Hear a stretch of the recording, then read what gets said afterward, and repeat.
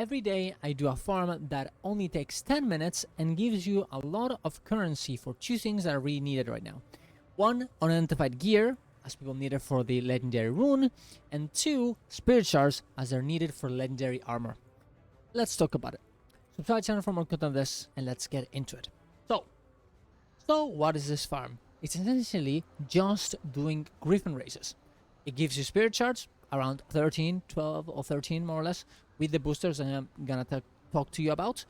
And it gives you around 15 of each of the unidentified gears, which in total goes to 5 gold, more or less.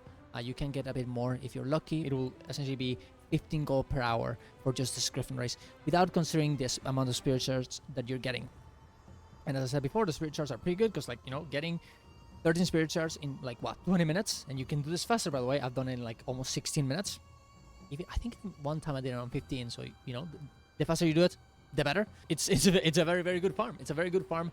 You get gold, and you get your spirit shards. And if you're going for the legendary armor, you know, this translates to 90 spirit shards per week if you do it every day. That's without even considering that you're going to be playing the game normally, so you're going to get some spirit shards anyways.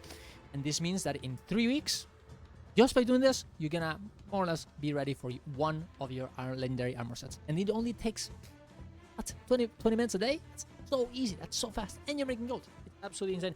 And it's fun. You're using your Griffin. It's awesome. Of course, using your Griffin, you know, you're going to have to actually learn this this route. And you're gonna, you know, you're gonna fail a little bit. You're gonna sometimes fuck it up. But look, it's a fun little thing to do. And I have another video, and I'll link in the description, on how you can actually, you know, execute this correctly and very, very fast. How I do it myself. Now, but how does it work? What do you have to do in order to do this in particular? You know, this farm. What you want to do, and this, by the way, daily, as you can see here, I didn't get any of the things because I already did it today. You can do it once a day. What you want to do is get your experience buffs. You want to get your experience booster for your candy corn gobbler. If you don't have that, it kind of sucks because, well, candy corn gobbler, you can only get it in Halloween, but you probably have some experience booster lying around because of birthday gifts anyways. Once you have, you know, every year, you know, since your character was created, you'll get some boosters, and you might have some of them stacked up in one of them. And, you know, this lasts for a few, you know, hours. So what you would, you know, what I do essentially is, you know, stack one character with the boosters.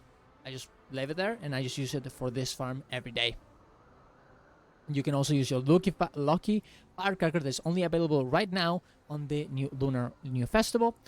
You can get your guild XP gain from your guild hall. You can get your enlightenment from doing the monastery training heart in Sidon province. That is right here, by the way, if you guys want to know, in Kantha. I love this heart. It's very good. You should do this every day, 100% before you start playing with any character, to be honest. Yeah, just in monastery weapon, just go here, boom, and there's a heart right here. You do it every day. You get your 5-hour boost of experience, and your rested buff that you honestly just get it by leaving all, you know, your character, you know, before you log out in Arborstone or the Wizard's Tower. You know, it'll give you a boost. It's a very good boost. Do it every time you log out of, honestly, any character. Leave it in Arborstone and Wizard's Tower before you leave.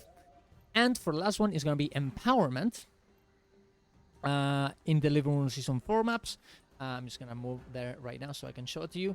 But essentially, all of the Living Room Season 4 maps, they do have, well, not all of them, but the High Bluffs, Corna, Domino Vistan, and Sunswept Isles do have a they do have Griffin races. And not only do they have Griffin races, they also have a boost that you can purchase for some gold. It is a good amount of gold, you know, to give more experience on this map in particular. As you can see here, it says empowerment, earn 30% experience bonus, and you just have to go talk to the you know, respective bottle magic collector person, you know, in the map, and you just buy the boost. I already have it, so it doesn't show here, but it should be down here on you know, close to karmic retribution, right? It costs a good amount of gold, but it is definitely worth having. I'm just gonna go check here just so I can tell you how much it costs in total for each map. it's around what, 20 gold. But look, it's gonna break even. You're gonna break even like so fast. So you do have some. You need to invest some volatile magic, but it's worth it, guys. Especially if you do this every every day. And honestly, specifically for these maps, anyways, it's good to have this boost, anyways, because you're doing metas. You're doing Deathbrand Shatter in high buffs. You're doing Palawaran in Eastern. You're doing in Sunset Isles. You might be doing Rifts. You might be doing the meta, or the the meta on the north in the island, or the specimen chamber in the bottom. Right? It's good to have this buff, honestly. And yeah, you just do this every day, and you get a good amount of gold, a good amount of spirit shards. It's a very fun one, and I definitely recommend it. I do it every day. I'm very happy about it. You do need Living Season 4 for this maps in particular, but honestly, even if you don't have Living Season 4 maps, you can still do the ones on Desert Highlands, Crystal Oasis, Elven Riverlands, and the Desolation. The only one that does not have Griffin races is Domain of Babi, which is a bit weird considering that it's the map where the Griffin comes from, but it is what it is. So yeah, there you go. Just I will leave a link in the description of the route and a little map. Actually, I can just show it to you right now, because I have it on my other video, and I'll definitely leave this video in particular in the description. But yeah, here's the where is it? Oh, here's the image. Here's the image of all the route that I do, from where I start, from which waypoint, and from where I go. I do the Griffin race here, I end up around here, and then I go to the next one, and I do the next one, right? Then I do this, and I go to this one, right? And then so on, so on. It's very easy to see, and I have, as I said, another video explaining literally everything, how I do it and everything, right? But yeah, that should be enough. And the only, from Living Season 4 maps and Path of Fire maps, all of those maps do have a Griffin race. The only exceptions are gonna be Domain of Babi, that doesn't have one, and Thunderhead Peaks and Dragonfall. Everyone else of the Path of Fire and Living Season 4 maps will have Griffin races. So there you go. It's a very, very good farm, very fun farm, very good gold, very good amount of spirit shards. Get your obsidian legendary armor and get your legendaries, because all of them ask you for spirit shards anyways. And if you already have a lot of spirit shards, look, let me tell you, because I did used to have a lot of spirit shards. If you start doing legendaries, you will run out. Believe me, okay? And this game, it's not gonna stop doing that, because spirit shards are one of those, those currencies that you can't trade.